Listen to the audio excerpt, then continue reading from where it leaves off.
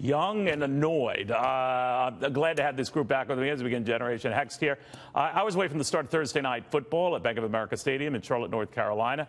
You're going to have the Carolina Panthers up against, who are they? The Eagles, right? All right, we've got attorney Christy Kunzig joining us, my audio wingman, and for this segment, a football expert, Dion Baya. The Hill contributor Michael Starr Hopkins back with him again, and Fox News Headlines 24/7. Carly, I don't sleep. Shimka. She was up like at 2, 3 in the morning, whatever. Let me end with you, Carly. So just your thoughts. And by the way, you guys can mix in and come in, interrupt, whatever. This game tonight is going to be very, very closely scrutinized because the pressure's on from owners trying to find a way to settle this national anthem thing once and for all. Right.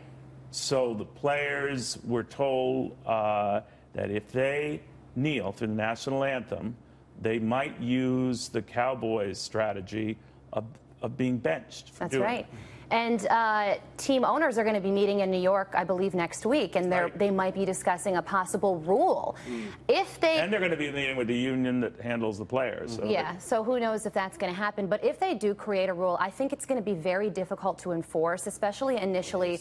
When emotions are so raw, I think some players will break the rule, they'll then get punished, and then they'll become the new face of this movement. But at the same time, football is their job, and you're only getting a paycheck if you are active in pushing your weight on the field. So will this national anthem protest last when the second string guy is out there doing a better job and you're sitting on the bench? Probably not. So I agree really with the second half of what you said, because I think at the end of the day... But the first half was ridiculous. Well, I didn't totally agree with the first half. I'm sorry. But the second half, I thought you were on point. They definitely, this is their job. And when you tell them, you know what, you can sit out or we're going to get rid of you. And a lot of them, I don't think they entirely know exactly what they're protesting. And Commissioner Goodell said that he is going to try to make a platform. So if they do have specific issues, they are going to be able to say, okay, here's what I'm doing to benefit this issue. And actually, but everyone's backed into a corner. It is. I think it's a little too late now. I mean, they should have dealt with this initially. Now they're coming at it now, and now I think it's going to be, it'll be now turned into like an us against them kind of a thing. Yeah. And you'll set up a but the thing owners now where can't get any ground, the players can't. I wrote a column about this for The Hill today, and Jerry Jones has created a really awkward situation for his players because on one hand, he's boxed them in and said, if you kneel, then we're going to suspend you for the game.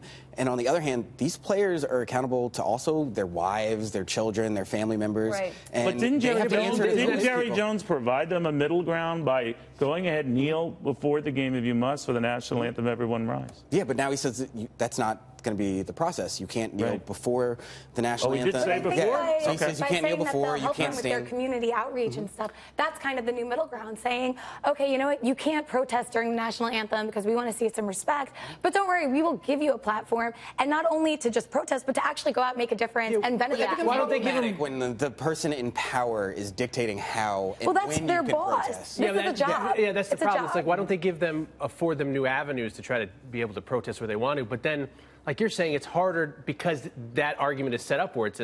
But I think Carly raised a good point. If you see the second or third string guy doing better than you might think it will come down to economic issues. And maybe if the owners are saying, hey, look, our ratings are down, the revenues will soon come with it, money to us and the team will be, that could have an impact. And you know what I do? Roger Goodell gets attacked no matter what he says, and oftentimes for good reason. But he did say something very interesting, and he made a really good point in his long overdue letter to the NFL when he said that this national anthem narrative has really clouded the issue. Absolutely. It doesn't really solve any 100%. problem. So if they do create avenues for these players to do some more charity work under the umbrella of the NFL, then maybe the national anthem protest will look a little bit less like something that they would need to do. It is certainly transcended into something completely different from what seemed on the offset. It's way off. And it's really interesting that you're alienating your customer, which is the last thing you want to do in a business. And both sides. Jerry Jones is going to bench Dak Prescott or...